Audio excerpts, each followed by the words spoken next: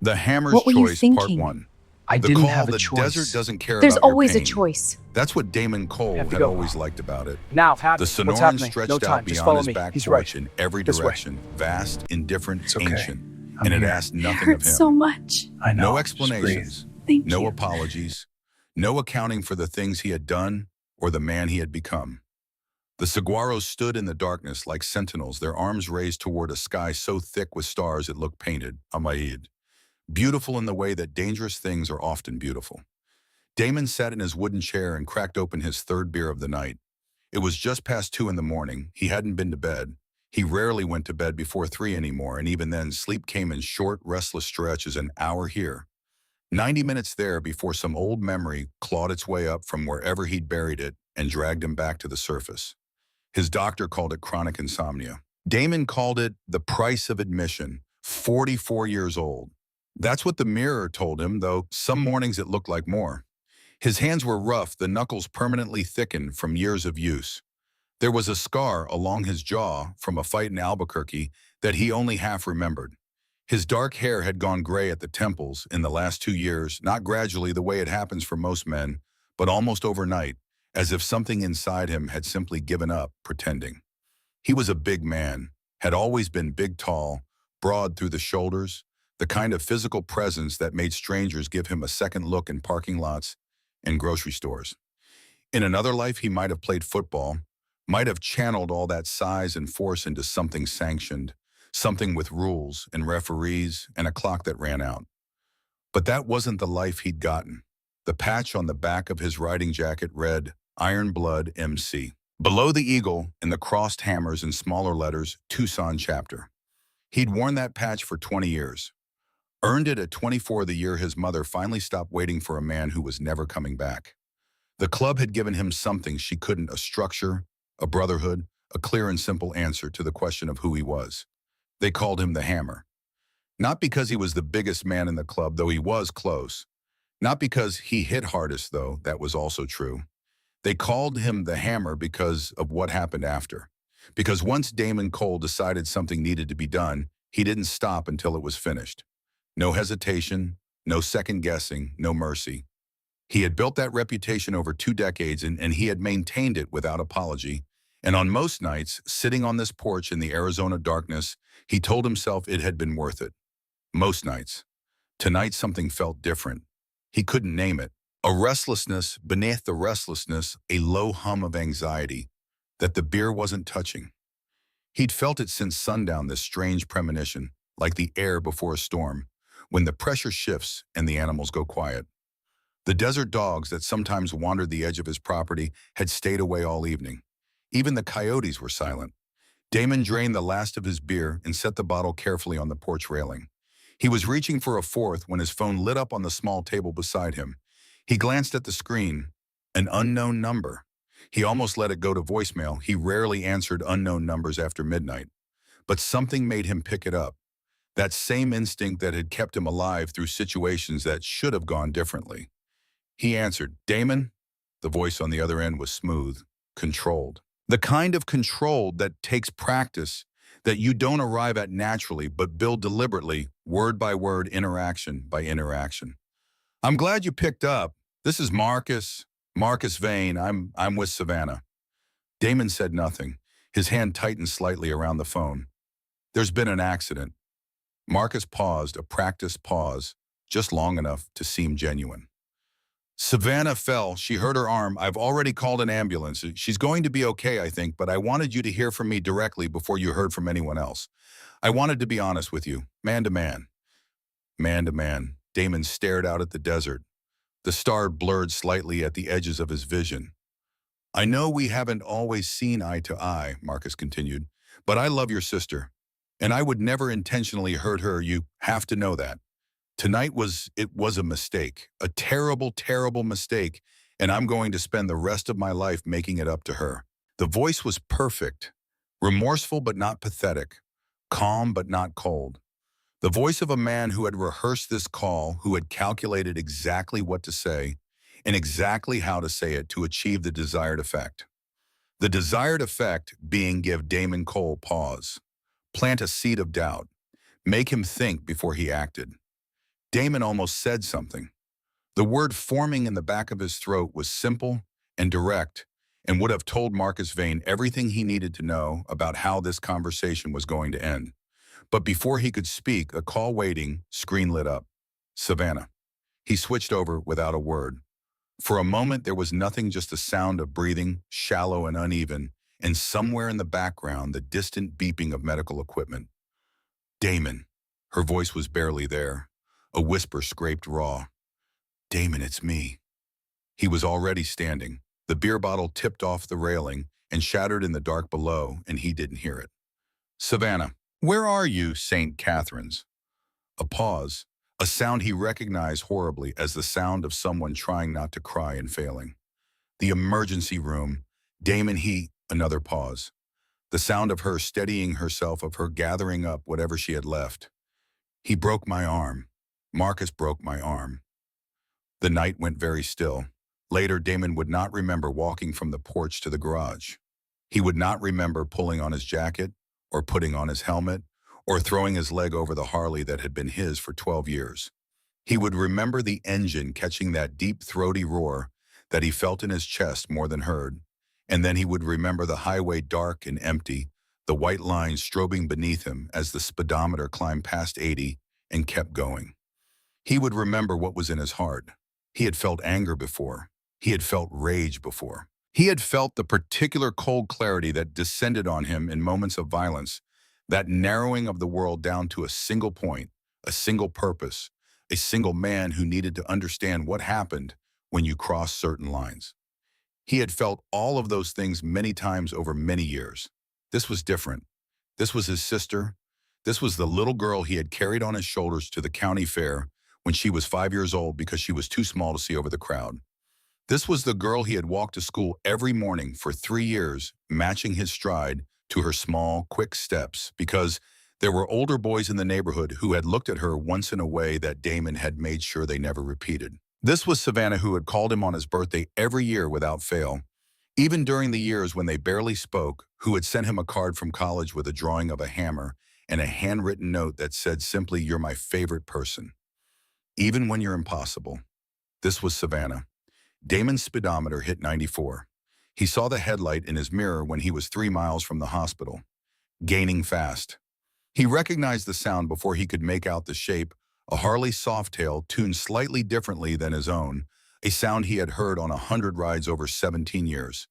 He knew who it was before the bike pulled alongside him. Reese Harlow had lived 2 streets over from Damon for the past 4 years since getting out. 8 years. That was what it had cost Reese to act on the same instinct Damon was riding toward right now. They had known each other longer than that, since Damon was 27 and Reese was 29, back when the Iron Blood MC was expanding and recruiting men who had proven themselves, and Reese had proven himself in ways that left very little room for doubt. They had been at each other's horns through things that neither of them talked about in polite company. Reese was leaner than Damon, quieter, with pale blue eyes that had seen too much and processed it all into a stillness that some people mistook for coldness. He wasn't cold. He simply didn't waste energy on things that didn't matter.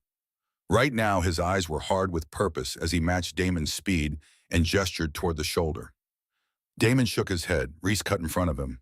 It was a dangerous move at 90 miles an hour on a dark desert highway, and Reese knew it was dangerous, which told Damon everything about how seriously his friend was taking this moment. He had to brake hard, the tires finding the shoulder gravel with a sound like tearing paper. Both bikes sliding to a stop 50 yards apart before coming together. Damon had his helmet off before the kickstand was down. "Get out of my way, Reese." "Not yet."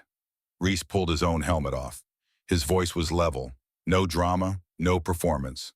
This was Reese at his most serious, which meant it was Reese at his most dangerous, in a different sense, entirely dangerous to Damon's intentions. "Talk to me first." "There's nothing to talk about." Marcus broke her arm. "She's at St. Catherine's. I'm going." "I know, I'm going too." Reese took a step closer. The highway was empty in both directions. A single truck somewhere in the distance, its lights a faint smear on the horizon. "But first you're going to tell me exactly what's in your head right now, what you're planning to do after the hospital." Damon's jaw worked. "You already know." "Say it."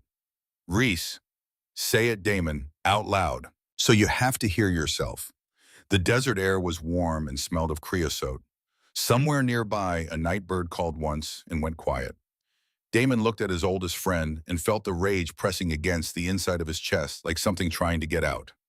"I'm going to find him," Damon said, "and I'm going to make sure he never touches her again." Reese nodded slowly. Not agreement, acknowledgement. He had expected exactly this answer. "And then, what?" "Then it's done." "Then you're in a cell," Reese said quietly, "and she's in that hospital, waiting for you, and you don't come. Not that night, not the next morning, not for a long time." He held Damon's eyes. "You want to know what that looks like? I can tell you exactly what that looks like. I've lived it." Damon went still. There were things about Reese Harlow that Damon knew and things that had never been spoken between them directly. Pieces of the man's history that lived in the silences of their friendship, acknowledged but unexamined. The years Reese had disappeared. The reason for those years. Damon had never pushed for details, and Reese had never offered them, and that arrangement had held for 4 years. "Don't," Damon said. "I'm not asking you to feel sorry for me," Reese said. "I'm asking you to hear me. One sentence, that's all." He waited until Damon's eyes met his. "If you go after Marcus tonight, tomorrow morning, Savannah wakes up in that hospital alone." The highway stretched away in both directions, empty, silent, the stars overhead indifferent as always. Damon put his helmet back on. They rode to the hospital together. Street, 29 years old, and she was still the person in the world who could reach past every wall he had ever built and get to whatever was underneath. When she saw him, she started to cry. Not the way she'd been crying on the phone, that desperate, held-together quality, the crying of someone trying to function. This was something released, something let go. She put her good hand over her mouth and her shoulders shook, and Damon crossed the small space in the 3 steps and put his arms around her as carefully as he had ever done anything in his life. She was trembling. "I've got you," he said. It came out rough. He cleared his throat. "I've got you, Savannah." She held on to him with her good arm and cried against his shoulder, and Damon held her and looked at the wall above her head and felt something happening in his chest that he didn't have a name for. Not just rage, though the rage was there steady and banked like coals waiting for air. Something else. Something that hurt in a way that was entirely different from anything he had encountered in 20 years of encounters with pain. Reese stood near the curtain, giving them space, his arms folded and his face turned slightly away. After a while, Savannah pulled back. She wiped her face with her good hand. She looked at Damon and he looked at her, and there was a whole conversation in that silence. The conversation of people who have known each other since one of them was very small, who don't need to narrate what they mean. "Tell me," Damon said. She told him. It came out in pieces the way truth often does when it has been kept too long, not in a single coherent narrative, but in fragments, some large and some very small assembled in front of him like evidence. She told him about the argument that had started over money, about how Marcus had been drinking since mid-afternoon, about the moment when the argument crossed from words into something physical. She told him about his hand on her arm, about the twisting motion, about the pop that preceded the pain. She told him about hearing her own bone break. Damon's grip tightened on the edge of the hospital bed rail. He felt Reese's eyes on him from across the room. She told him other things too, things that hadn't happened tonight. A push 6 months ago that she'd explained to herself as him losing his balance. Bruises on her upper arm last fall that she'd covered with long sleeves and hadn't let herself examine too carefully. Small moments of isolation, Marcus suggesting gently that certain friends of hers weren't good for her, Marcus going quiet and hard-eyed when she spent time with people he didn't approve of, until gradually the circle of people she spent time with had narrowed down to Marcus and whoever Marcus permitted. She told him about the voice in her head that had developed over 2 years. The voice that sounded like Marcus, but had moved in and made itself at home. The voice that said she was difficult, that she was too sensitive, that she should be grateful for what she had. She told him she had known somewhere for a long time. "Why didn't you call me?" Damon asked. His voice was very quiet. Savannah looked at him for a long moment. Something moved through her expression, something complicated, something that carried both love and truth in equal measure. "Because I knew what you would do," she said, "and I couldn't." She stopped, looked down at her lap. "I couldn't let you do that for me. I couldn't be the reason." The reason he ended up in a cell. The reason he threw away 20 years of his life. The reason that all the damage he had spent decades being willing to inflict on himself finally caught up with him. She had been protecting him in her way even while he had not been there to protect her. Damon said nothing. There was nothing adequate to say. Reese came forward then and crouched down so that he was at Savannah's eye level, and in his quiet way he asked the questions that needed asking about the police report, about whether anyone at the hospital had spoken to her about her options about where Marcus was now. She answered each question steadily. The police report had been started automatically because of the nature of the injury, a mandatory reporting protocol the attending physician was required to follow. An officer had come by an hour ago. What did the officer say? Reese asked. Savannah's expression shifted. Something tightened around her eyes. He said, she paused, choosing her words. He said that domestic incidents were complicated, that courts were hard to predict, that sometimes these things were better resolved privately. She met Reese's eyes. He kept saying Marcus's father's name, like it was important that I understood who Marcus's father was. Reese and Damon looked at each other over her head. Sterling Vane Marcus's father was on the Tucson City Council. Had been for 11 years.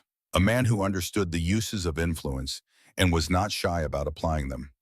His son had grown up learning that the right names mentioned in the right context could make inconvenient things disappear. The officer had apparently received that lesson clearly. Damon's phone buzzed. He glanced down. Unknown number. A text. He opened it. I know who you are, Hammer. I know what you think you're going to do. But if you come near me, I'll make sure your sister regrets that phone call. Think carefully. You have a lot more to lose than I do. Damon read the message twice. Then he held the screen toward Reese without a word. Reese read it, his jaw set. He handed the phone back. He's trying to control the situation, Reese said quietly. He wants you to react. He wants you to do something he can use. Then maybe I should give him what he wants. Damon, Savannah's voice was small but steady. He looked at her. Her eyes were wet, but her gaze was direct. Please don't. The word please landed differently than he expected it to. Not as weakness, as something precise. As a specific request from a specific person who was telling him something important about what she needed from him. Not violence, not vengeance, not the hammer doing what the hammer did. Something harder. Okay, he said. The word cost him something real. He felt it going out of him. Okay. They stayed at the hospital until the doctors finished their work, a proper cast for the fracture, which was clean and complete through the radius, the kind of injury that would take weeks to heal and would ache for months afterward. A nurse came by and spoke gently with Savannah about resources, about options, about a card she should keep in a safe place. Savannah listened and nodded and took the card and folded it carefully and put it in the pocket of her jeans.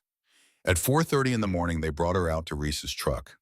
Damon sat in the back with her during the drive to his house, not talking, just present.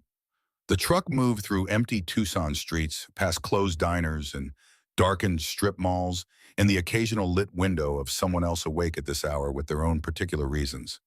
The city at this hour had a stripped-down quality, all the performance of the day removed, just the bones of the place showing.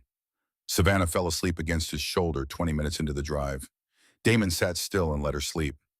He looked out the window at the passing dark. He thought about Marcus Vane's voice on the phone, that smooth, rehearsed quality, the calculation behind every syllable. He thought about the text message and what it revealed, not just the threat, but the confidence behind the threat. The certainty that Sterling Vane's name and Sterling Vane's connections would cushion whatever consequences might come. The assumption that men like Marcus could do what men like Marcus had always done, and that the world would arrange itself around that permission. He thought about Savannah's voice. Because I knew what you would do. When they reached his house, he carried her inside carefully, deliberately, and set her down in the spare bedroom where she had stayed before during a visit 3 Christmases ago, when the relationship with Marcus was new, and she had been happy, or had seemed happy, and Damon had told himself that the man seemed fine, that his instincts were wrong, that he was being overprotective. He pulled the blanket up over her. He stood in the doorway for a moment in the dark. Then he went to the kitchen where Reese was making coffee with the ease of a man who knew where everything was kept. Neither of them spoke for a while. The coffee maker gurgled and hissed. Outside the kitchen window, the desert was beginning its slow shift from black to deep blue, the first suggestion of a sun that was still hours away. His father's going to make this difficult, Damon said finally. Yes, Reese said. The cop already started. Yes. She needs someone who knows what they're doing. Damon accepted the mug Reese held out. Someone who owes favors to Sterling Vane. I know someone, Reese said. A lawyer, Wren Calloway. She works out of Phoenix, takes cases like this. I've seen her work. She doesn't back down. He paused. She's not cheap. I didn't ask about cheap. Reese nodded. He wrapped both hands around his own mug and looked out the window at the brightening darkness. After a long moment, he said without looking at Damon, "You did the right thing tonight. On the highway." Damon said nothing. "I know it doesn't feel that way." "It feels like nothing," Damon said. "It feels like I did nothing." "That's not the same thing." Reese turned to look at him. "You've never done nothing in your life, Damon. Not once. Tonight, you made a choice that went against everything you know how to be. That's not nothing. That's possibly the hardest thing you've ever done." Damon looked at him. He thought about arguing. He thought about saying that holding himself back didn't change what had happened to Savannah. That restraint wasn't the same as help, that he had spent 44 years being the hammer. And if the hammer couldn't protect the one person in the world he was actually supposed to protect, then what exactly was the point of any of it? He thought about all of that. He said none of it. Because somewhere down the hall in the spare bedroom with the blue curtains, his sister was sleeping. And she had asked him with one single word to be something different. And he had said okay. And that okay was going to cost him more than she knew, and possibly more than he knew. And the night was almost over, and the day was coming, and he had no idea what any of it was going to look like. He drank his coffee. The sun came up over the Sonoran Desert and painted the saguaros gold. Damon sat at his kitchen table and listened to his sister breathe. Several hours later, when the house was still and Reese had gone home to sleep before coming back, Damon went quietly into the spare bedroom. Savannah was still asleep, her casted arm resting on top of the blanket, her face in repose, younger looking. Somehow the strain erased by unconsciousness, leaving something closer to the girl he remembered. He didn't wake her. He stood in the doorway and allowed himself for just a moment to feel the full weight of what the night had meant. Not the rage, not the calculation, not the question of what came next, but the simple, terrible fact of it. His sister, his only family. 2 years of something that had been happening behind a closed door while he had been out here in the desert, thinking his instincts were wrong, giving a man he didn't trust the benefit of the doubt, because Savannah was 29 years old and it wasn't his place. He turned and went to the bathroom and closed the door. He turned on the tap and let the water run. And Damon Cole, called the Hammer for 20 years, put his hands on either side of the sink and bent his head and let himself feel the thing he had been holding at arm's length since the phone rang at 2 in the morning. Not rage. That would have been easier. Grief. He stayed like that for a while. The water ran. The house was quiet. Outside, the night had settled completely into morning. The coyotes were still silent. Even the desert seemed to be waiting. When he came back out, he went to the kitchen table and sat down and picked up his phone. He scrolled through his contacts until he found a name, a member of the club who handled certain kinds of information, who knew how to find people and places and addresses. His thumb hovered over the number. He sat there for a long time. The spare bedroom door was still closed. From behind it, the soft sound of his sister sleeping. Damon put the phone face down on the table. He got up. He went to the porch. He sat in the wooden chair where he had been sitting when his phone first rang what felt like a lifetime ago. The morning was already warm, the kind of dry, penetrating heat that the Arizona summer delivered without apology. He picked up the fourth beer he had never opened last night. It was warm now. He set it back down. He thought about what Savannah had said. "I couldn't let you do that for me. I couldn't be the reason." She had been carrying that for 2 years. The fear of what he would become on her behalf. The weight of knowing that her protection, if she sought it from him, would cost him everything. She had endured things she shouldn't have had to endure, in part to protect him from himself. That thought sat in Damon Cole's chest like a stone. He was still sitting there when he heard the spare bedroom door open, slow and careful. Footsteps down the hall. The sound of the refrigerator. Then footsteps again, and Savannah appeared in the porch doorway, holding a glass of water, her hair loose around her face, the cast bright white against her dark sweater. She looked at him for a moment. He looked back at her. "I didn't hear you get up," he said. "I've been awake for a while." She came and sat in the chair beside him, the one Reese had occupied on 100 different evenings. She held the water glass in her good hand and looked out at the desert. I was just lying there thinking. About what? She was quiet for a moment. The kind of quiet that contains things being organized, decisions being made. About what I want to do, she said. Not what you want to do, not what Marcus is afraid of. What I want. She turned and looked at him directly, and in her eyes he saw something that surprised him. Not fear, not even grief, but something harder and quieter and more purposeful. Something that had apparently been there all along, waiting for room to breathe. I want to fight this the right way, Damon. I want to do it properly. I want Marcus to be held accountable by something bigger than your fists. Damon looked at her. Can you let me do that? She asked. Can you trust me to do that? The desert spread out before them, silent and enormous, and completely unmoved by the question. The saguaros stood in their ancient patience. A hawk turned slow circles in the high blue air. Damon Cole thought about 20 years of being the hammer. He thought about what that had cost him and what it had built and what it had failed in the end to protect. He thought about a phone call at 2 in the morning and a voice that was barely there, and the word please spoken with such precision, carrying exactly what it needed to carry. He thought about his answer. Yes, he said. It was the second hardest thing he had said all night. Maybe the second hardest thing he had ever said in his life.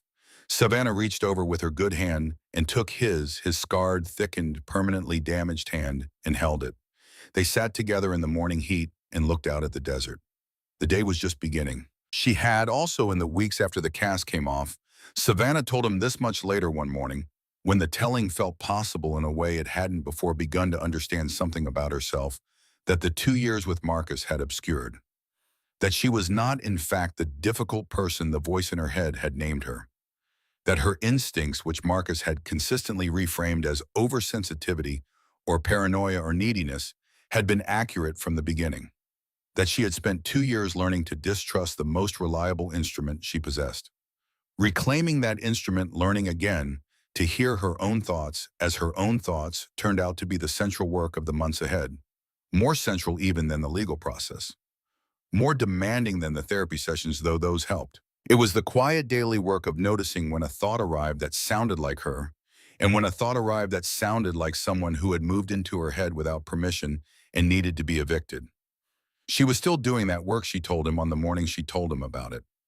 She expected she would be doing it for a while yet. Damon had listened without interrupting. When she finished, he said nothing for a moment. Then he said, "That's what he took, not just the arm."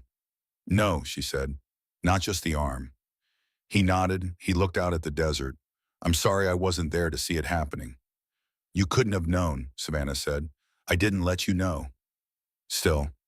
"Yes," she said quietly. "Still."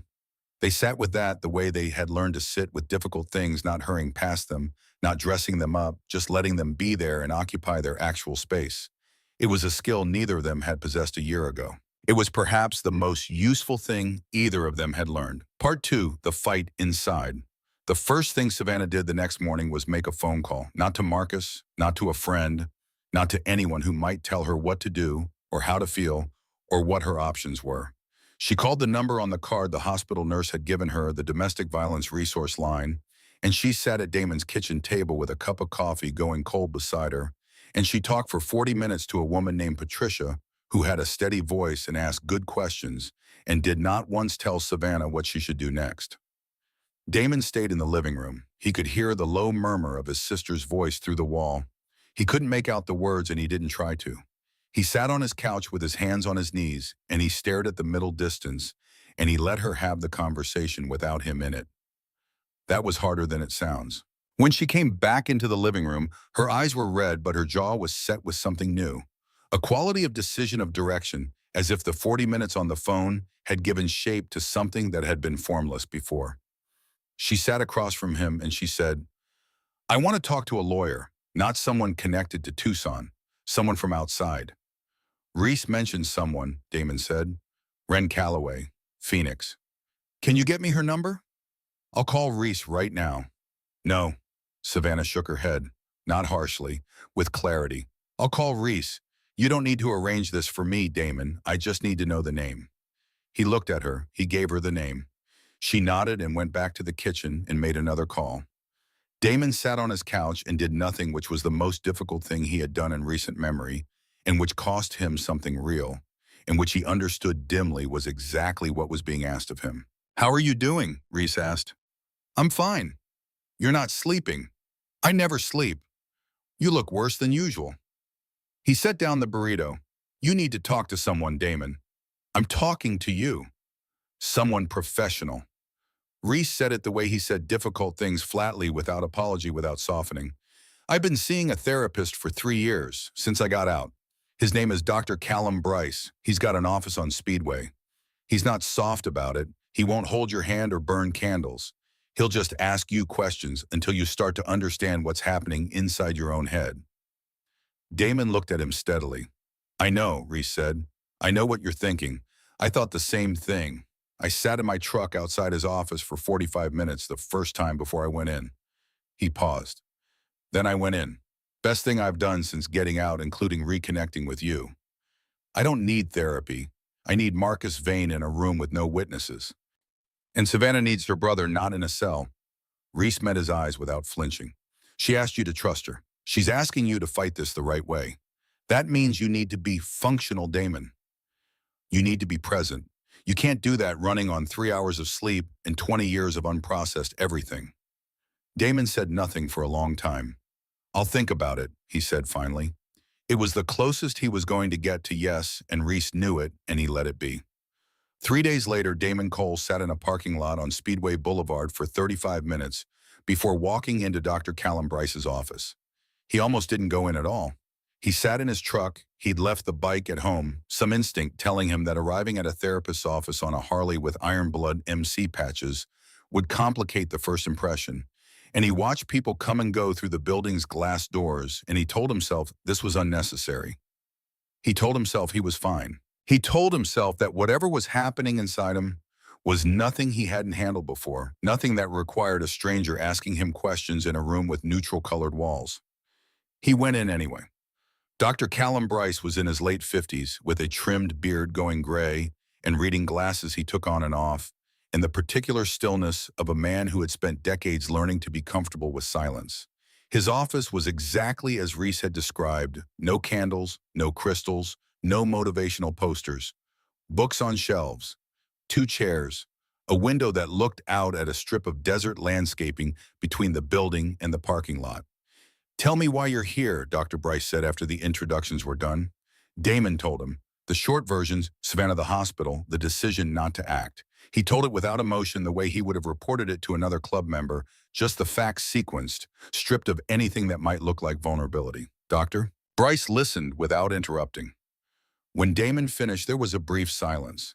"Your sister asked you to fight this differently than you know how to fight," Dr. Bryce said. "And you said yes, and you're here, which means some part of you is taking that seriously." He studied Damon with a steadiness that wasn't unkind. "Tell me about your father." Damon's jaw tightened. "That's not why I'm here." "Humor me." "My father left when I was 18. Before that, he wasn't someone worth talking about." "What did he do before he left?" The silence stretched out. Outside the window, a crow landed on the desert landscaping and walked along the edge of it with its particular purposeful arrogance. "He drank," Damon said. "And when he drank, he got loud. And when he got loud enough, it stopped being just loud. He hit your mother. He hit whoever was in reach, including you." Damon said nothing, which was an answer. Dr. Bryce was quiet for a moment. Then he asked, "When you get angry, truly angry the way you've been this week, what do you look like?" Damon frowned. "What do you mean, what do I look like?" "Have you ever seen yourself in a mirror when you're in that state? Have you ever watched a video, seen a photo? Do you have any external image of what Damon Cole looks like at the height of his anger?" The question landed strangely. He thought about it genuinely, thought about it going through memory after memory, years of confrontations and altercations and moments of pure focused rage, and he realized that he had never once in all of those moments been thinking about what he looked like. He had been thinking about the target, about the purpose, about the thing that needed to be done. He had never once looked at himself from the outside. "No," he said. "Why do you think that is?" Another long silence. The crow outside had gone. The parking lot was quiet. In the waiting room beyond the closed door, very faintly, music was playing, something instrumental and unobtrusive. Because it didn't matter, Damon said slowly. What I looked like didn't matter. What mattered was what I was doing. And now, Damon looked at him. Now it matters, Dr. Bryce said quietly. Now there's someone watching. And she told you that she's afraid of what she sees when you're in that state. Not afraid of Marcus Vane right now, afraid of you. And that's what brought you here. The drive back to his house took 20 minutes. Damon drove all of it without music, without the radio, without anything to put between himself and what had just happened in that room. He sat with the discomfort the way Dr. Bryce had suggested. Don't push it down, don't flood it. Just let it be there, let it tell you what it knows. What it knew was not comfortable. What it knew was that Damon Cole for 20 years had looked in the mirror and seen the hammer and had never once asked what the man behind the nickname looked like to the people who loved him. He booked a second appointment before he left the parking lot. Meanwhile, Sterling Vane moved. It started subtly the way it always starts with men who understand power.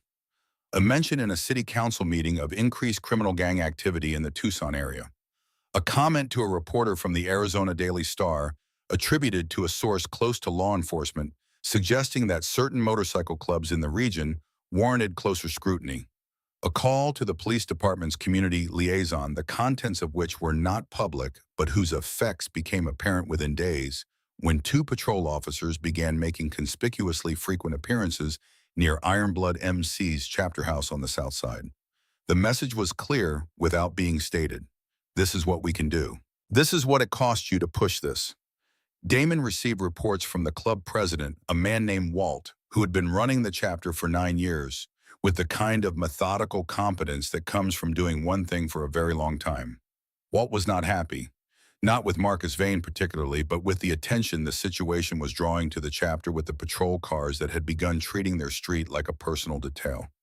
It can't come from the club, Walt told him in the quiet of the chapter house office. Whatever you're doing with the lawyers and the courts, that's yours and Savannah's. But if it starts affecting the chapter, Damon, I need to know that. It won't. You said that about the situation in Albuquerque. Damon met his eyes. This is different. Walt studied him for a long moment. There was something in Walt's face that Damon couldn't quite read, not disapproval exactly.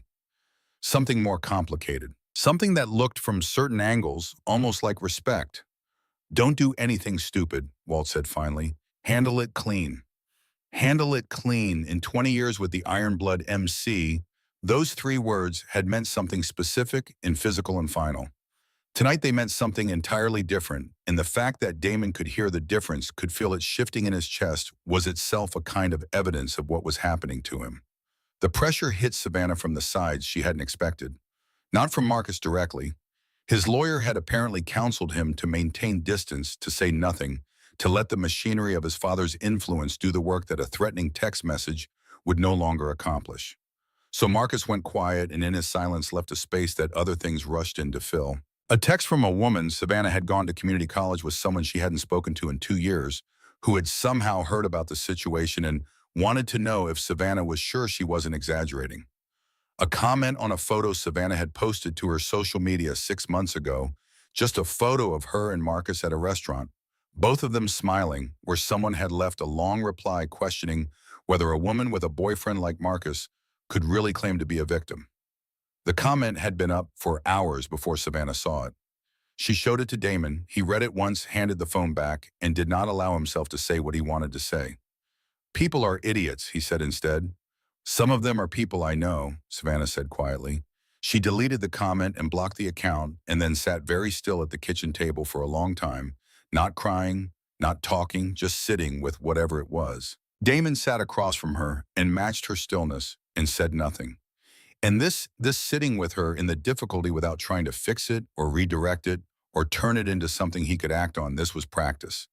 This was the thing Dr. Bryce kept talking about, being present without agenda, letting the person in front of you have their experience without making it about what you could do to change it. It was in its quiet way the hardest workout he had ever done. Ren Calloway drove from Phoenix to meet Savannah at a coffee shop midway between the two cities. Damon had offered to come. Savannah had said she'd let him know if she needed him there. He stayed home. He spent the 2 hours cleaning his garage because he needed to do something with his hands. Ren Calloway was 38 years old, sharp-featured and direct, with the quality of someone who has learned to read rooms very quickly and adapt without telegraphing the adaptation. She had been practicing family law with a focus on domestic violence cases for 11 years. She had a 91% conviction rate in cases that went to trial.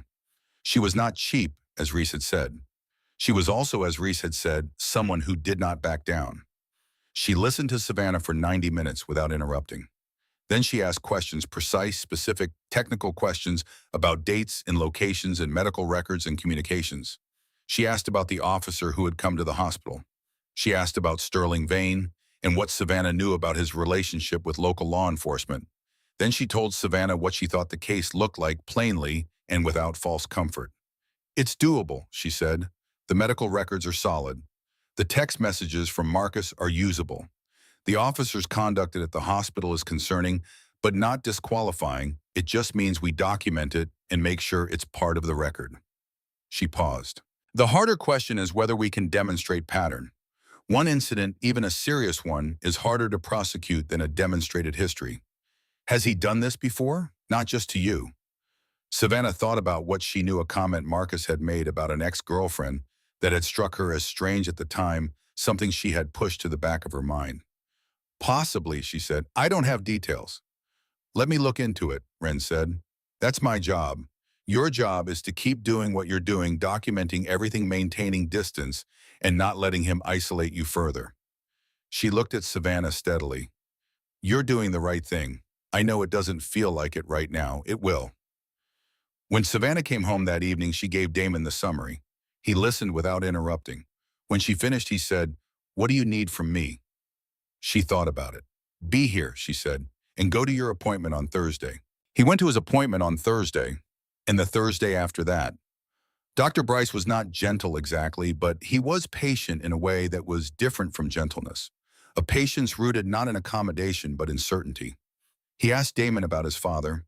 He asked about the early years in the club, about the specific shape of the violence Damon had participated in, about what it had felt like in the moment and what it felt like now in retrospect. He asked about loneliness, which was the question that caught Damon most off guard, not because it was unexpected in the way a sudden attack is unexpected, but in the way an accurate description is unexpected when you've never heard the right word for something before. "You've been alone for a long time," Dr. Bryce said, not a question. "I've had the club. I've had Reese." "That's not what I mean. I mean that the version of you that exists underneath the hammer, the version before the nickname, before the patch, that version has been alone for a long time. Since your father left, I'd guess. Maybe since before." Damon sat with that. "Being the hammer was a solution," Dr. Bryce continued. "It solved the problem of vulnerability. If you are powerful enough, feared enough, if you make yourself into something large and dangerous enough, then nothing can get to you. Nothing can find the place underneath where you're still the boy whose father raised his hand." He paused. "The problem is that the solution works too well. It keeps everything out, including the things you want in." "Like what?" "Like whatever it is you're feeling right now, sitting with your sister, being present with her, being useful to her in a way that doesn't involve your fists." Dr. Bryce looked at him. "What does that feel like?" Damon thought about the kitchen table in the morning, the quiet, her voice, the way she had reached for his hand. "Terrifying," he said. "Yes," Dr. Bryce said. "That's exactly right." Ren Calloway called Savannah on a Tuesday afternoon, 3 weeks after their first meeting. Damon was on the porch when Savannah came to find him, her phone still in her hand, her expression carrying something complex, part shock, part something that might have been relief or maybe the first loosening of a held breath. "Ren found someone," Savannah said. "Who?" "A woman named Nora Whitfield. She's in Phoenix now. 4 years ago, she was living in Henderson, Nevada with Marcus." Savannah sat down in the other chair. "They were together for 8 months. She filed a police report at the end of it.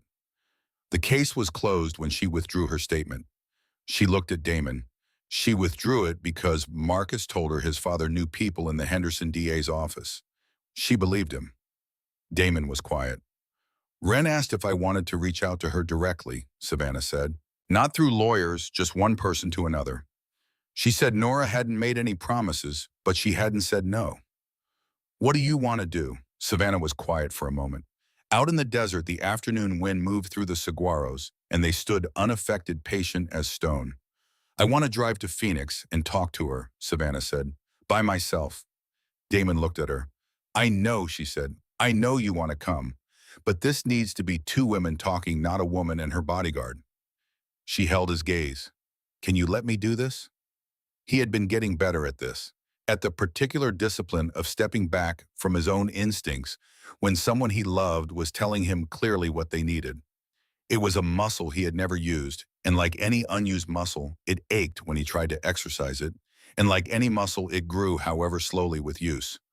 Call me when you get there, he said, and when you leave. Savannah drove to Phoenix on a Thursday morning. She called when she got there. She called when she left 4 hours later. Damon spent the 4 hours in between at Dr. Bryce's office in an unscheduled session he called about with 40 minutes notice because he needed somewhere to put what he was feeling, and the garage could only absorb so much of it. Nora Whitfield agreed to testify.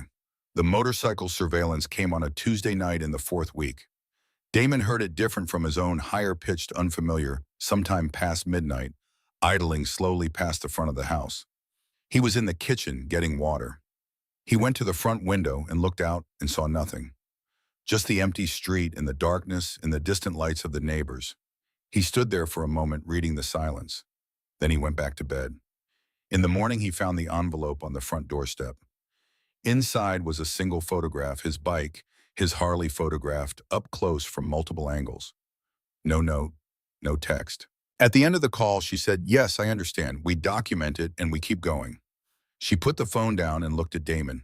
She said, "This is exactly what abusers do when they feel control slipping," Savannah said. "It means we're getting to him."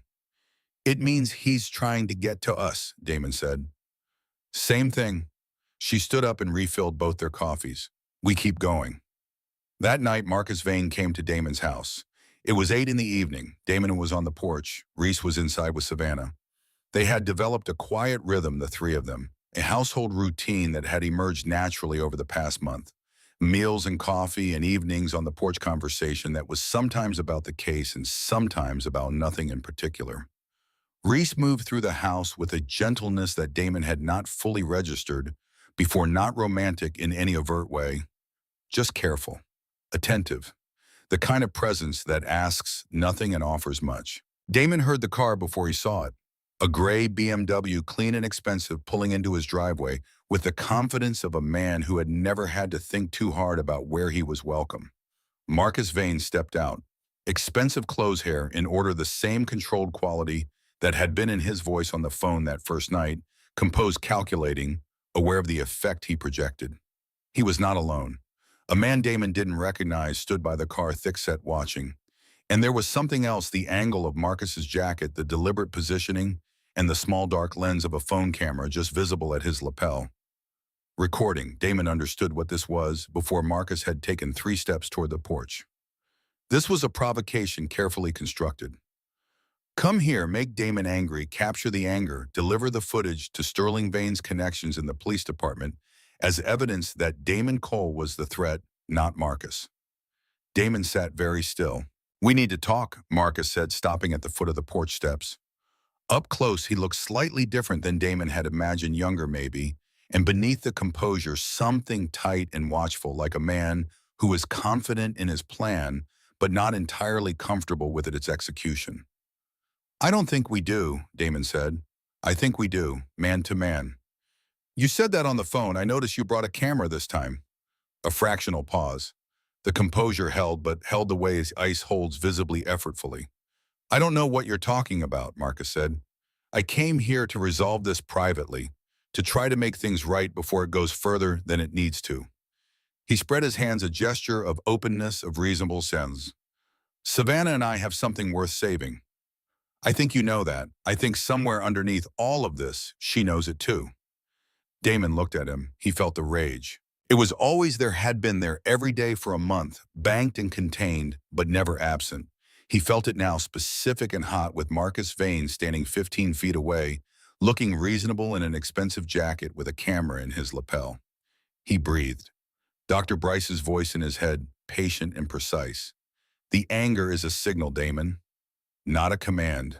You feel it, and then you have a choice about what to do with it. Not forever, just right now, just this moment, just right now. I'm going to tell you something, Damon said. His voice came out quieter than he expected. Something true. He met Marcus's eyes. You're right that I'm a violent man. I've done things I'm not proud of. I've hurt people. I've been the thing that people are afraid of, and I understood that about myself, and I didn't change it. Marcus said nothing. The composure had shifted slightly. This was not what he had come here for. But I'm trying to change it, Damon said. Slowly. It's hard work. And one of the things I'm learning is how to recognize when someone is trying to use my worst instincts against me. He stood up unhurried. You came here wanting me to threaten you, wanting me to place the hammer on your camera so your father's out people can use it. I'm not going to do that. He walked to the porch railing, stopped there, looked down at Marcus Vane from above. What I am going to do is tell you that there is a lawyer in Phoenix who is very good at her job, and she is building a case that Sterling Vane's connections cannot reach.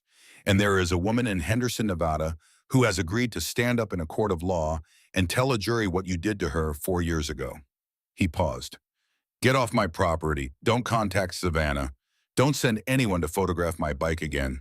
And understand that what's coming for you is not coming from my fists. Marcus stared at him. The composure cracked along an edge that Damon could see but not quite identify. Some specific calculation disrupted some anticipated outcome failing to materialize. The name Nora Whitfield hadn't been spoken, but its implication had landed clearly. The man by the BMW had gone very still. This isn't over, Marcus said. You're right, Damon said. It isn't, but that's not up to either of us anymore. Marcus held his ground for another 5 seconds. Then he turned, walked back to the BMW and got in. The car reversed out of the driveway and moved away up the street, taillights diminishing in the dark. Damon stood at the railing until the lights were gone. Then he went inside. Reese was standing in the kitchen doorway, having clearly heard most of it through the screen door. He said nothing, just looked at Damon with the steadiness of a man who registers everything and announces nothing at a time not of his own choosing. Savannah was at the kitchen table. She had heard too. Her face was difficult to read, a layering of emotions that would have taken him years of old Damon to decipher, and which he was only now slowly beginning to understand. Are you okay? She asked. He thought about it. The honest answer, the one he was learning to give instead of the reflexive one. I wanted to put him through the porch, Damon said. Every second he was standing there, I wanted to. But you didn't. No. Savannah looked at him for a long moment. Then she said, good. It wasn't the word he expected. Not thank you. Not I'm proud of you. Just good, direct, and plain, the way she said things when she meant them without ornamentation. It landed somewhere different than praise would have. It landed like acknowledgement, like one person recognizing another person's real work. He went to the porch and sat down in the dark. He didn't reach for his phone. He didn't text the club contact whose number was still in his recent calls. He sat in the Arizona night with the desert spread out before him and the stars overhead, and the anger still there in his chest, present and real and no longer in charge. From inside the house, he could hear Reese's low voice and Savannah's reply, and then both of them laughing at something quietly, the way people laugh when the day has been hard, and they are grateful for the small reprieve of a moment that isn't. Damon listened to his sister laugh. He stayed on the porch until the sound stopped and the house went quiet and the night settled completely around him. Then he went inside and locked the door, and for the first time in longer than he could accurately remember, he slept more than 4 hours. He woke at 6 in the morning to Savannah knocking on his bedroom door. Come look at the driveway, she said. Her voice was steady.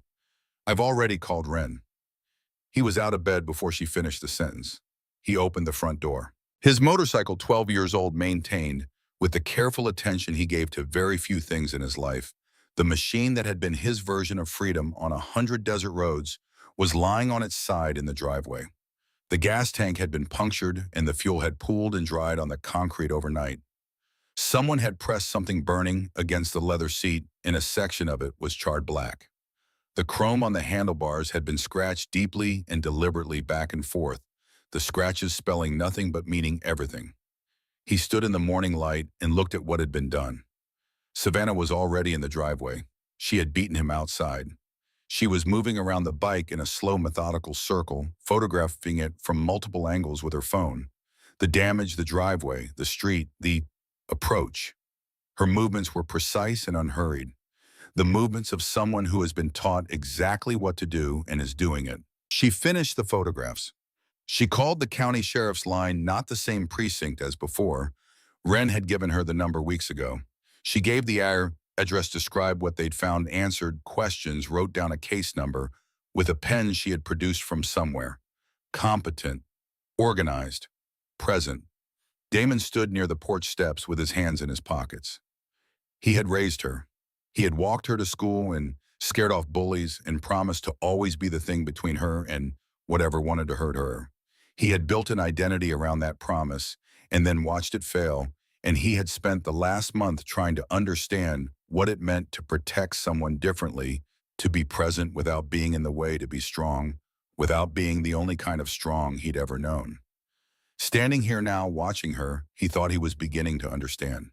She wasn't asking him to stop being strong. She was asking him to be strong in a way that made room for her own strength alongside it.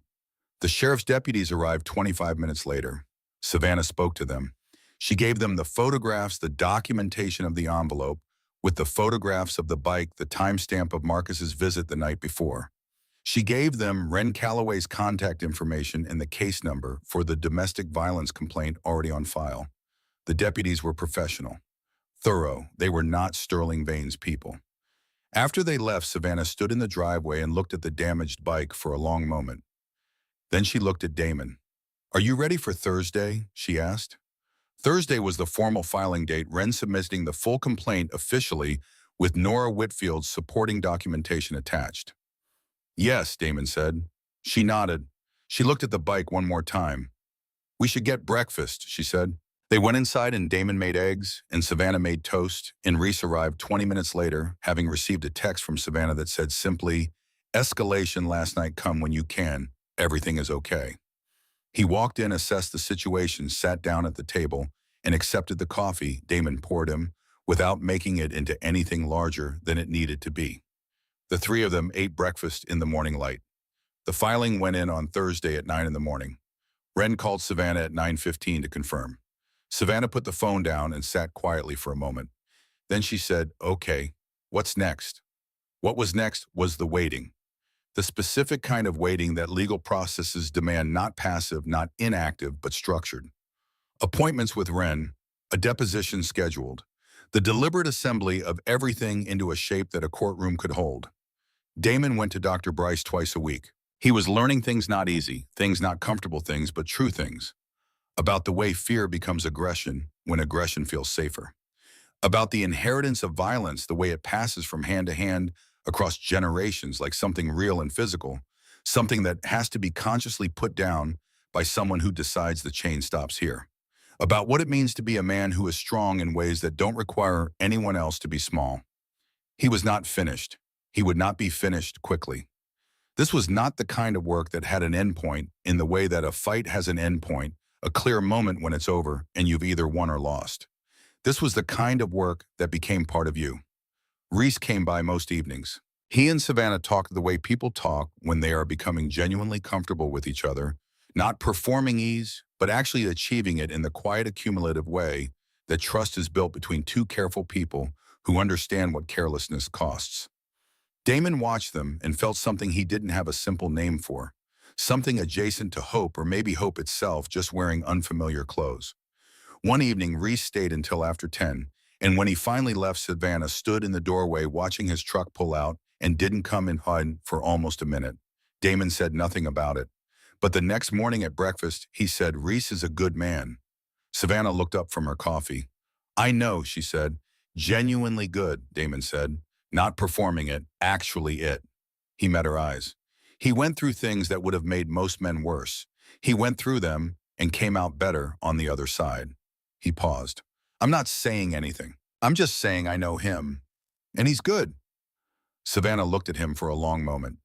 "Thank you," she said quietly. He nodded and went back to his coffee. Outside, the desert morning was already bright and warm. The sky a deep and cloudless blue, the saguaros casting their long, early shadows westward. In 2 days, the deposition was scheduled. In 3 weeks, the trial date would be confirmed. The machinery of accountability was moving slowly and imperfectly and full of uncertainty, but moving. Savannah set her coffee mug down and sat quietly for a moment, taking stock of something only she could measure. The surface held. Damon refilled her coffee without being asked. The day continued. There was one session with Dr. Bryce that Damon returned to in his mind more often than the others. It had happened in the 6th week. Not the most dramatic session, not the one where the most was revealed, but the one where something shifted in a way he could feel with his whole body. Dr. Bryce had asked him to describe a specific moment when he had chosen violence. Not the general pattern, not the concept of it, a specific moment with specific details. The time, the place, the other person, the decision. Damon had described one. He had described it plainly without the self-justification he would have layered onto it 5 years ago, without the performance of remorse he might have offered to someone he thought was judging him. Just the facts of it, what had happened and what he had done. Dr. Bryce had listened. Then he had asked, "How old were you?" 26. "And how old were you the first time your father hit you?" The question arrived in the room and stayed there. Damon was quiet for a long time, long enough that the crow appeared on the desert landscaping outside the window and departed again. 8, he said finally, or thereabouts. "So from 8 years old you were taught that when someone crosses a line, the correct response is physical, Doctor." Bryce's voice was neutral, not unkind. "You didn't invent that lesson. You received it. You practiced it for 18 years watching your father, and then you spent the next 20 years applying it." He paused. "That doesn't excuse anything, but it does explain where the habit came from. And habits that old, that deeply practiced, don't disappear. They get replaced, slowly with intention, with a lot of repetition of the new thing." He looked at Damon. "You've been trying to replace a 40-year-old habit for 6 weeks. What does your expectation of yourself tell you about how that should be going?" Damon thought about it. "Too fast," he said. "Yes," Dr. Bryce said. "Considerably too fast." It was not a comforting session exactly. But it was an accurate one. And accuracy, Damon was learning, was more useful than comfort in the long run, however much slower it was to appreciate. He left the office that afternoon and sat in his truck for 20 minutes before driving home. Not because he was distressed, because he needed to let something settle. The understanding that the thing he was fighting against was not a personal failing, but an inheritance, one that he had accepted without knowing. He was accepting it, and that he now had the choice for the first time, really the first time, to decide whether to keep it or put it down. He drove home. He made dinner. He set the table for 3 because Reese was coming by. He was beginning to understand what the new shape of his life looked like. Not dramatic, not a single moment of transformation.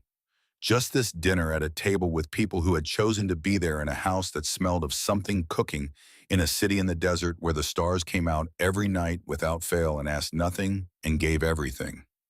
It was enough. It was quietly and without fanfare more than enough. Part 3, The Reckoning. The courtroom smelled like old wood and recycled air, and the particular kind of tension that collects in places where consequential things are decided. Damon had been in courtrooms before, not as a witness, not as a plaintiff.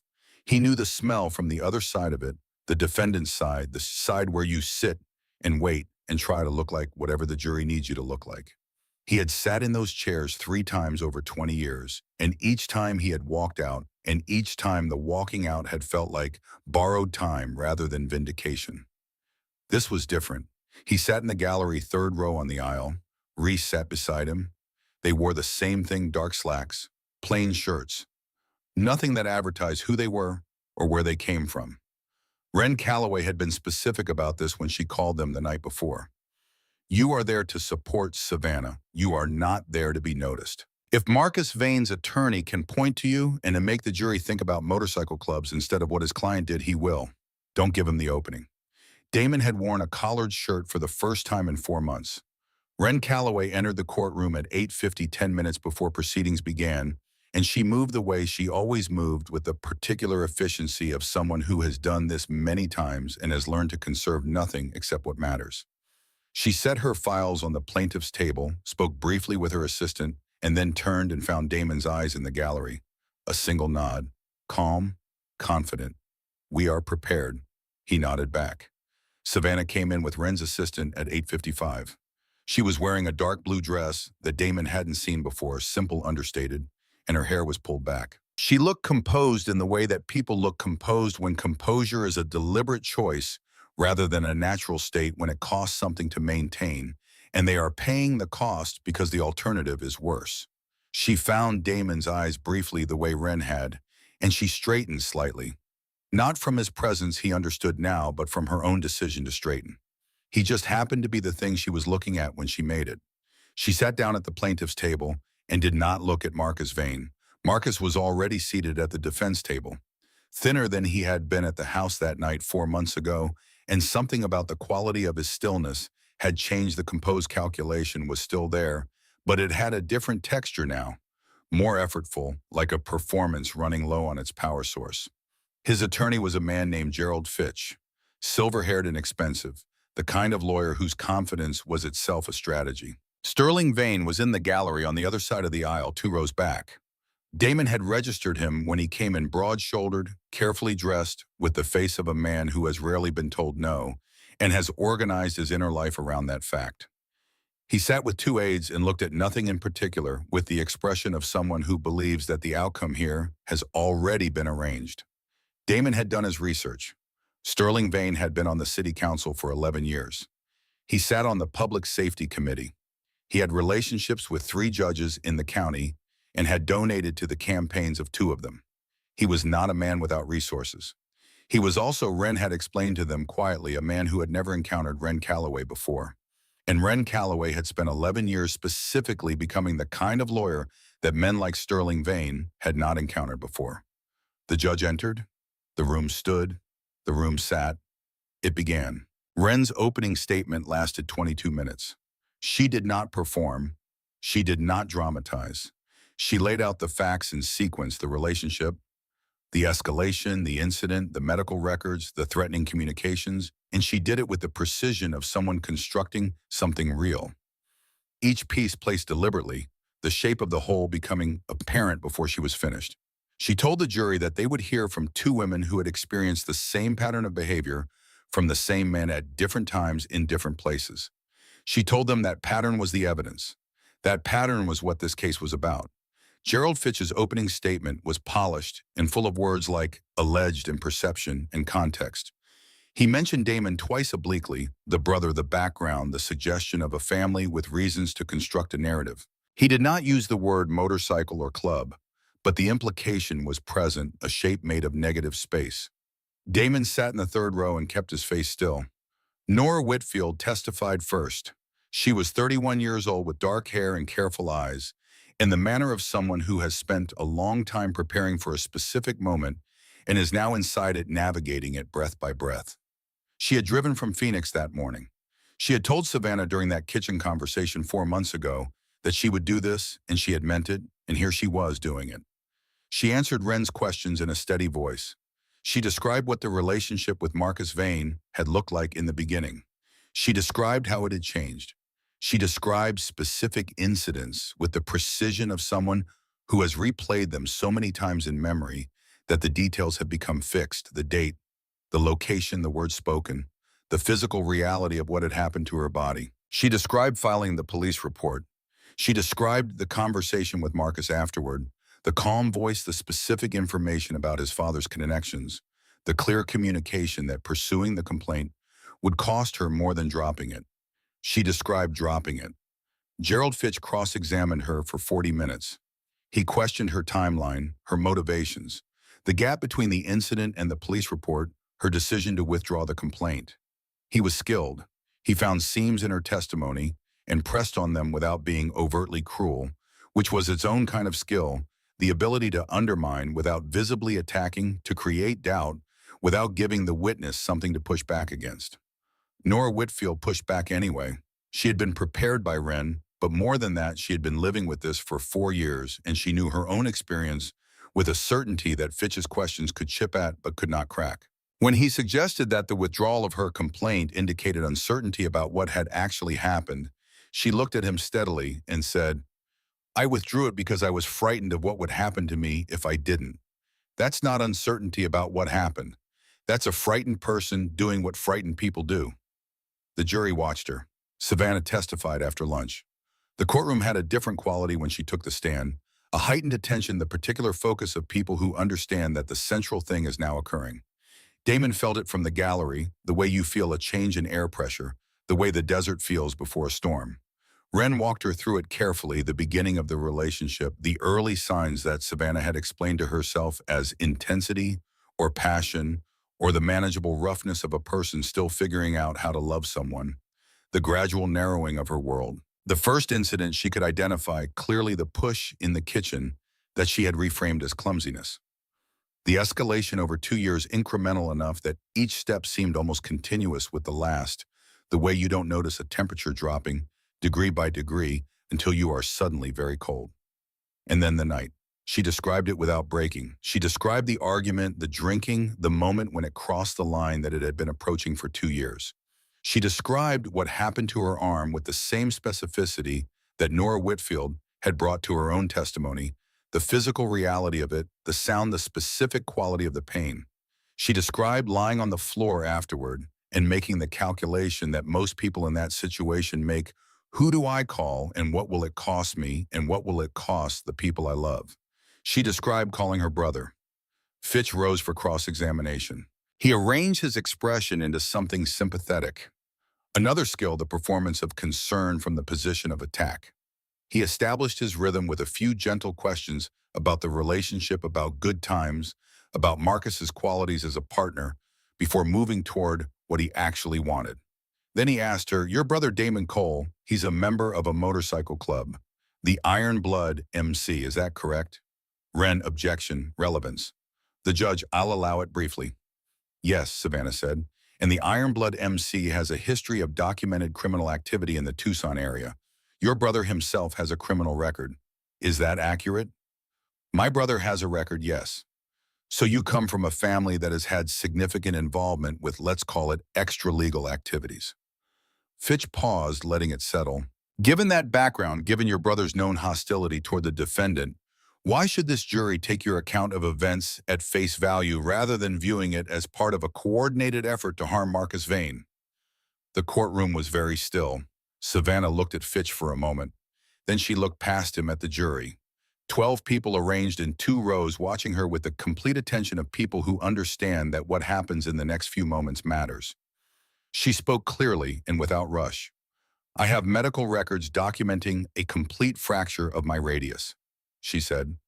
"I have text messages from the defendant sent after the incident that contain explicit threats. I have the testimony of a woman who had the same experience with the same man 4 years ago in a different state.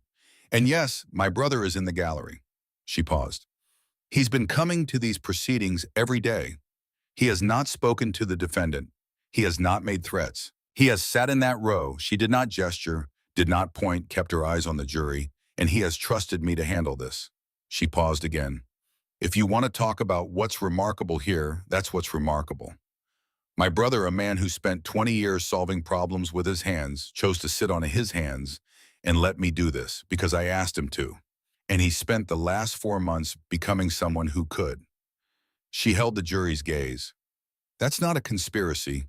That's a family learning how to do better." The silence after she finished had a different quality than the silence before. Fitch looked at his notes. He asked 2 more questions, neither of them effective. Then he sat down. In the gallery, Damon gripped the edge of the bench and said nothing. Reese beside him was equally silent. Some things don't need witness. The closing arguments came 2 days later, after additional testimony the attending physician from Son. Catherine's, who described the injury and its cause, a forensic communications analyst who walked the jury through the text message history, a domestic violence expert who testified about patterns of coercive control and what those patterns look like from the inside when you're living them. Wren's closing argument was 18 minutes long. She connected every piece of evidence to every other piece of evidence, the way you connect points on a map to reveal a road that was always there. She did not ask the jury to be angry. She asked them to look at the pattern and say what it was. Fitch's closing was longer and louder and contained the word alleged 11 times, which Damon counted from the gallery, because counting gave his attention somewhere to go that wasn't the thing he was restraining. The jury deliberated for a day and a half. Damon spent those 36 hours doing ordinary things with extraordinary difficulty. He went to a session with Dr. Bryce, which helped. He cleaned the house, which helped less, but needed doing. He and Reese drove out to the desert east of the city one morning, not to talk, just to ride in the truck with the windows down and the landscape moving past, and the particular quality of openness that the desert provides, the sense of being very small against something very large, which was sometimes exactly what was needed. Savannah cooked.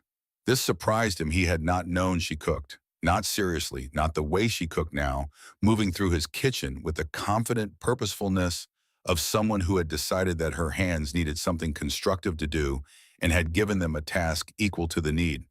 She made things that required attention. A chicken dish with herbs he didn't have names for that she sent Reese to buy a pie from scratch bread that filled the house with a smell so specifically domestic and safe that it nearly undid him the first time he came in from the porch and walked into it. He stood in the kitchen doorway one evening and watched her work and understood something that Dr. Bryce had been trying to explain to him in a different language for months. That strength is not only the capacity to withstand.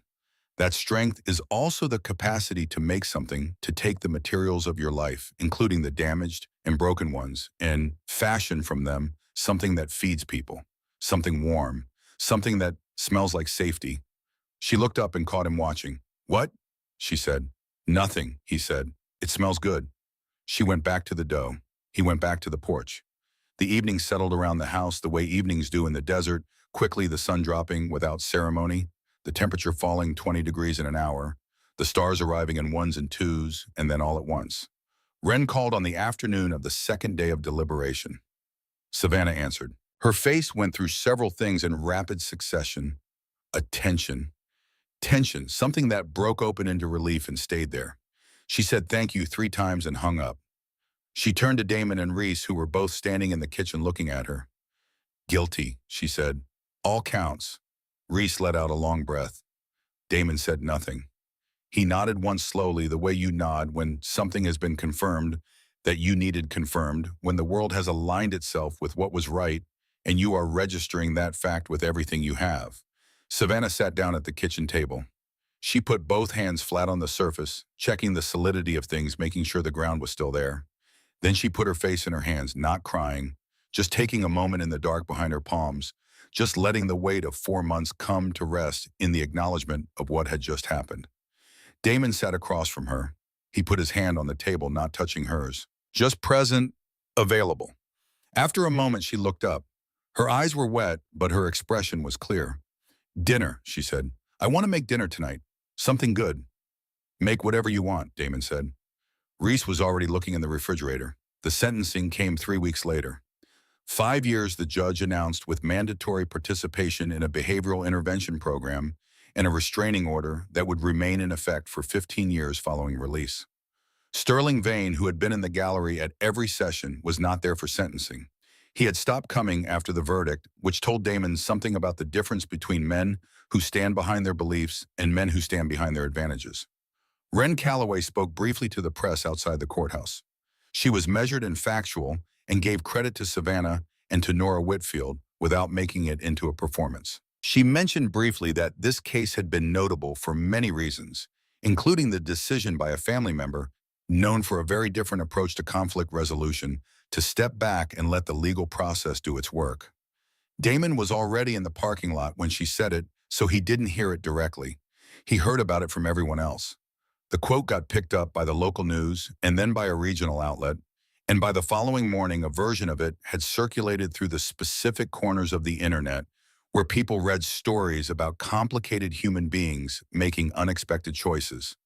Not viral in the way that some things go viral, not a million views, not a national story, but something more specific and more durable. The right people reading it. People who recognize something in it. Savannah texted him a link at 7 in the morning. He read the article sitting on his porch with his coffee. The journalist had been careful and accurate. The article focused primarily on Savannah and on Nora Whitfield, which was correct. Near the end, there was a paragraph about Damon, his background, his club, his record, and then a sentence that quoted Savannah from outside the courtroom, a sentence she had spoken to a reporter who asked about her brother's role in the process. "He didn't protect me by fighting for me," she had said.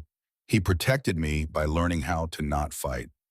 I don't know a harder thing I've ever asked anyone to do." Damon read that sentence 4 times. He put his phone face down on the porch railing. He looked out at the saguaros in the early light, their familiar shapes, their patient stillness. He sat with what the sentence meant and let it sit with him without trying to explain it away or diminish it or make it fit some version of himself he was more comfortable with. He sat there for a long time. After the sentencing, Savannah asked to see Marcus. The request went through Wren, who arranged it with the facility where Marcus was held pending transfer. A supervised meeting, both attorneys present, 30 minutes maximum. Wren had questions about whether this was advisable. Savannah had more certainty than questions. "I need to do this," she told Damon the night before. "Not for him, for me. I need to look at him while I'm this person, the person I am now, and I need him to see it too. I need to close the loop myself." Damon thought about asking if she wanted company. He looked at her face and understood that asking would be the wrong thing. "I know," he said. She went alone. The meeting room was small and fluorescent lit, 2 chairs at a metal table, an officer at the door.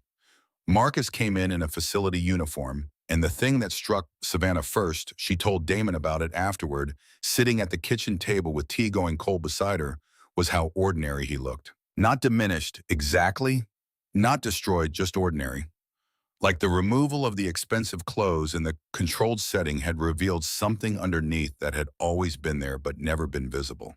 Just a man, just a person who had made choices that had cost other people enormous amounts and was now beginning to cost him. He sat down. He looked at her. He opened his mouth. "I'm not here to listen to you," she said. Her voice was quiet. "I'm here to say something, and then I'm rushing to leave." He closed his mouth. She had not rehearsed this, not precisely. She had thought about it for weeks, had turned it over in her mind, in the early mornings when she woke before the house was up, had started and discarded 100 versions of what she wanted to say. In the end, she had decided to say only what was true without arrangement or performance, and to trust that what was true would be sufficient. "You broke my arm," she said, "but that's the smallest thing you broke." She looked at him steadily. "You broke the way I heard my own thoughts. For 2 years, I heard everything through a filter being put there, a voice that told me I was too much, that I was difficult, that I was lucky to have what I had. It took months of work to find out that voice wasn't mine." She paused. "You built something in me that was designed to keep me in place, and I had to tear it out piece by piece." Marcus said nothing. He was looking at the table. "I'm not angry at you anymore," she said. "I was. For a long time I was. But I've learned that anger at you cost me more than it cost you, and I've spent enough on you." She looked at him for a long moment. "I hope you get help. I genuinely mean that, not for my sake, not for Nora's sake, but because whatever made you into someone who does these things to people is something you are going to carry into whatever comes next. And that's a terrible way to live." She stood up. She put something on the table between them, a small rectangle of paper. He looked down at it. It was a drawing pencil on cardstock, a self-portrait from her art class. Her own face looking forward, direct and unafraid. The kind of face you draw when you have been through something and come out on the other side of it and are trying to record honestly what that looks like. "That's who I am now," she said. "That's the person you didn't break." She walked to the door. She did not look back. In the hallway outside, Wren was waiting. She looked at Savannah's face and seemed to find what she was looking for. Not distress, not relief exactly, but completion. The look of someone who has finished something important.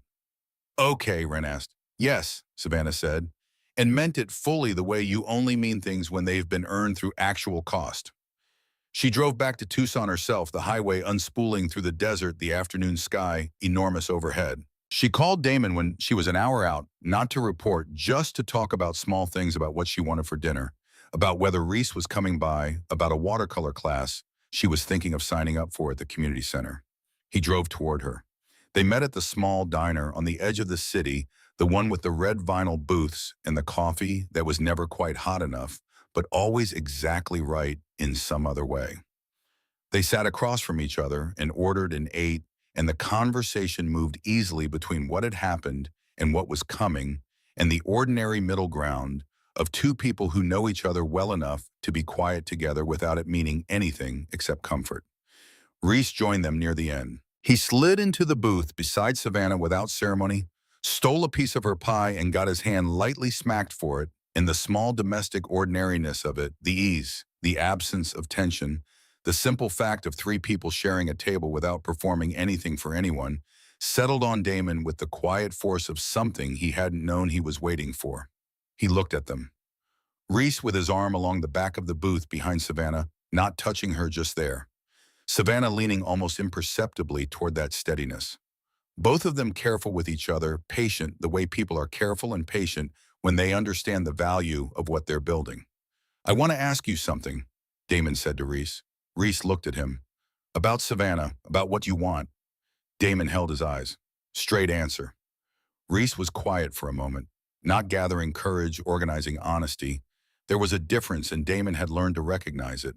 "I want whatever she decides she wants," Reese said, "and I'm not going anywhere while she's deciding." He paused. That's the straight answer. Damon looked at him for another moment. Then he looked at Savannah, who was watching both of them with the expression of someone who has had about enough of being discussed in the third person, but is choosing to allow it because she can see what it means. "Good," Damon said. Reese nodded. Savannah stole her pie back. The diner went on being the diner.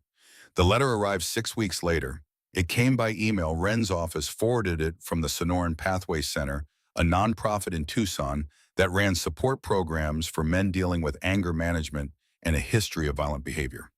Their director had read the article. He had read several articles following the case as it developed, and he had a proposal. Would Damon Cole consider speaking to one of their groups, not as an expert, not as a reformed character in some theatrical sense, just as a man with a specific experience that might be useful to other men in specific circumstances? An hour, a conversation, whatever he was willing to share. Damon read the email 3 times. He called Dr. Bryce. "What do you think?" he asked. "I think you have something real to offer," Dr. Bryce said, "and I think you know that. The question is whether you're ready." "I don't know if I'll ever be ready. That's almost always true of the things worth doing." A pause. What does your gut tell you?" Damon thought about it. Not the anxiety, not the resistance, not the very loud voice that said he was not the kind of man who stood up in front of people and talked about his inner life. Underneath all of that, what was there? Something that recognized an obligation. Something that understood that the choice he had made 4 months ago, the choice on the highway, the choice on the porch, the choice every day since, wasn't only for Savannah. That it had a direction beyond himself if he was willing to follow it. "I'll do it," he said. He told Savannah that evening on the porch. She looked at him for a long moment. "Will you tell them the truth?" she asked. "What's the version that makes you look good? The actual truth, what you wanted to do that night, what it cost you not to." "Yes," he said, "then you should do it." She was quiet for a moment. "You know what the most useful thing you could say to those men is?" "What?" "That you were scared." She looked at him steadily.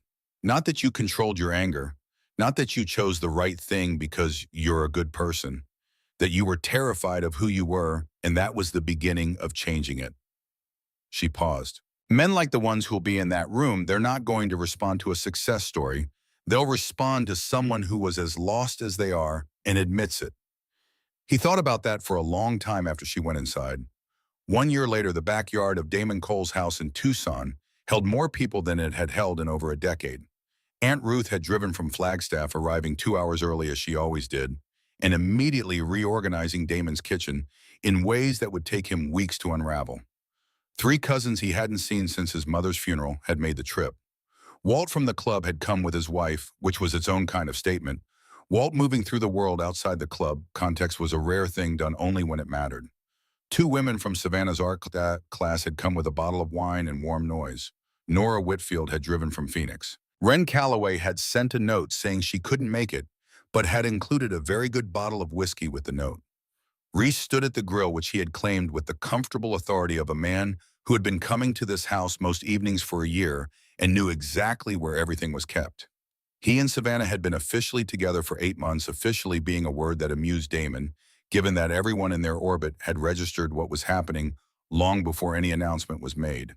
They moved around each other the way people move when they have built something with care and attention and have decided it is worth protecting, close but not entangled, supportive, without being dependent, the specific grammar of two people who have both done enough work on themselves to meet each other without bringing their worst selves to the meeting. Damon watched them from his chair near the edge of the yard. He still went to doctor. Bryce once every 3 weeks now, instead of twice a week. The frequency had reduced as the acute phase passed and the work became maintenance rather than excavation. He was not finished. He had stopped expecting to be finished. This was not the kind of thing that resolves completely. It was the kind of thing that becomes part of the ongoing project of being a person, the way physical health is not a destination, but a practice. The anger was still there. He didn't expect it to disappear, and Dr. Bryce had stopped encouraging that expectation months ago. What had changed was the relationship between Damon and the anger, the gap between the feeling and the action, the space in which a choice lived. That space had grown. It was still narrow sometimes on bad nights when something triggered the old patterns and the gap compressed until it was almost nothing. But almost nothing was not nothing. He had been to the Sonoran Pathway Center 4 times. The first time he had sat in front of 12 men in a circle of folding chairs and said almost nothing useful for 40 minutes, and then in the last 10 minutes talking about the highway, about Reese's headlight in his mirror and the shoulder gravel under the tires, and the thing he had wanted to do and the thing he had chosen instead. He had found something real, and the room had gone very still around it. He had been invited back. The second time was better. The third time, one of the men in the group had come to him afterward, a man his age with a face that had the same kind of weathered damage that Damon's face had, who had done something he couldn't undo and was living in the long aftermath of it. This man had said, "I didn't think there was anyone who would understand." And Damon had not known what to say, so he had said, "I didn't either." And that had been enough. He had ridden his motorcycle to each of those sessions. A new bike different from the one that had been damaged, slightly smaller, a model he'd been considering for years. He'd had it painted a deep matte green that looked in certain light almost like the desert before a storm. The Iron Blood MC patch was not on his jacket. He still saw Walt, occasionally still had dinner with two of the brothers who had been genuinely close. The club itself was not the enemy and never had been. It had been the container. His life came in the only shape available to him when he needed a shape. He had needed a different shape for a while now. He was building it. Aunt Ruth called everyone to eat with the authority of a woman who has been organizing family gatherings for 50 years and has long since stopped asking permission. The yard filled with movement and noise plates, past chairs, scraped conversations overlapping in the pleasant, chaotic way of a family that is actually functioning as a family, where the noise is warm rather than tense. Damon filled a plate and sat. Nora Whitfield sat beside him. She had come alone, which he respected, and she had spent the first hour of the gathering talking with Savannah in the way people talk when they have been through parallel experiences and found each other across that parallel with recognition, with the ease of people who don't have to explain certain things. "Savannah tells me you're speaking with groups," Nora said. "A few times," Damon said. "That matters," she said. "Men like the ones in those groups, they respond to someone who's been where they are. Someone who isn't a professional telling them what to do, but a person who made the same choices they're making and found a way through." She paused. "You're the right person for it." "I don't know about that." "I do." She said it simply without flattery. "I've met a lot of people over the last year who talk about accountability. You're one of maybe 3 who actually practice it." He didn't know how to accept that gracefully, so he nodded and went back to his food, and she let him. After the meal and before the evening fully settled, Savannah found him at the edge of the yard where the desert began, just past where the grass gave up and the pale, dry ground took over.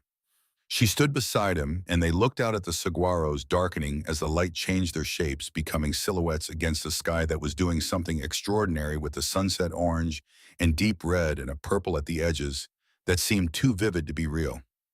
"Are you happy?" she asked. It was a simple question, and he took it seriously. He thought about his kitchen, which always had food in it now. He thought about the sound of Reese's truck pulling up in the evening, the way that sound had become part of the house's natural rhythm. He thought about the folding chair circle at the Sonoran Pathway Center, and the man with the weathered face who had said, "I didn't think there was anyone who would understand." He thought about Dr. Bryce's office, and the crow outside the window, and the question about his father that had broken something open in him that needed to be broken open. He thought about a highway at 2 in the morning, and headlights in his mirror, and gravel under his tires, and the choice he had almost not made. Yes, he said. He meant it with precision. Not the happiness of someone who has been delivered from their problems, not the happiness of resolution or completion or arrival at a final destination. The happiness of someone who is doing the right work and knows it imperfect, ongoing, difficult, necessary. The happiness of the practice rather than the result. Savannah leaned her head briefly against his shoulder. "Me too," she said. They stood together at the edge of the desert. Behind them, his party continued voices, laughter, the smell of food, and the accumulated warmth of people who have chosen to show up for each other in the particular way that showing up requires when it's real. The saguaros held their ancient shapes against the burning sky. The stars were coming. They always came. 3 weeks later, Damon Cole stood in front of a group of 19 men in folding chairs in a room at the Sonoran Pathway Center and said the thing that Savannah had told him to say. He had been thinking about how to say it since she said it to him on the porch. He had been turning it over during sessions with Dr. Bryce during his desert walks in the early morning, when the air was still cool and the light was just arriving and there was nothing between him and the truth of what he was thinking. He had been finding the true version of it, the version that wasn't a story about himself being good, but a story about himself being honest. He looked at the 19 men. Some of them were looking back at him. Some of them were looking at the floor.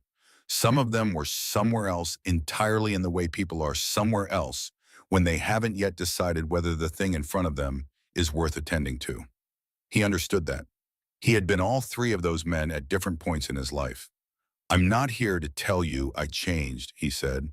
His voice came out level. "I'm here to tell you what it cost me to start." He paused. "I was the most afraid the night I didn't do what I knew how to do. Every night since then, I've been a little afraid. And I think that's right. I think that's the correct feeling for what this is." He looked around the room at the faces, some closed, some watching him carefully, one or two, with the specific quality of attention that means something is landing. "The men I've respected most in my life, and it's a short list, they weren't men who never felt the rage. They were men who felt it and chose something different. Not once. Every day they chose something different." Another pause. "I'm not that man yet.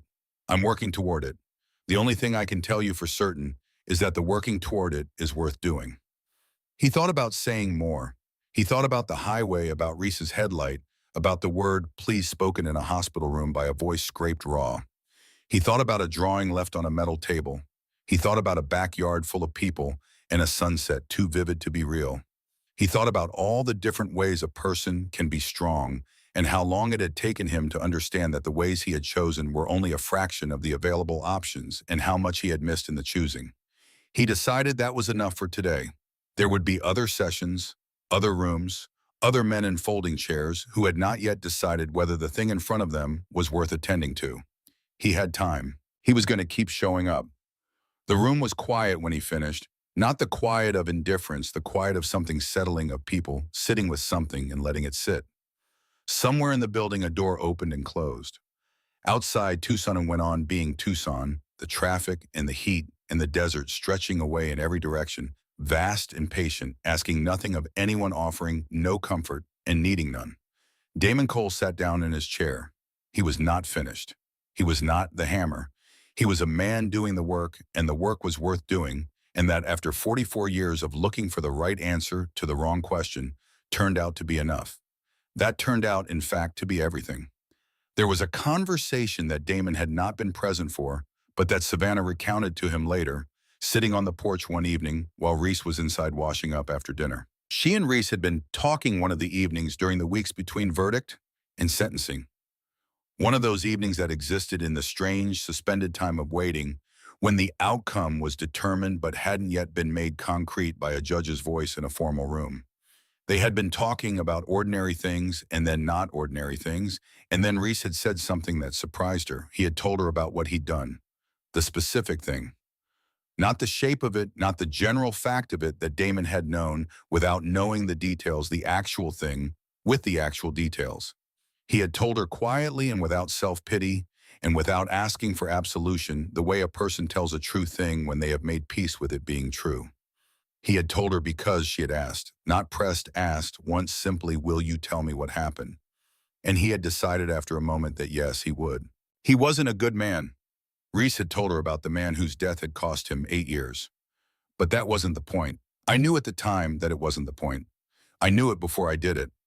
I chose to do it anyway, and then I spent 8 years sitting with having chosen it, and the sitting is what changed me.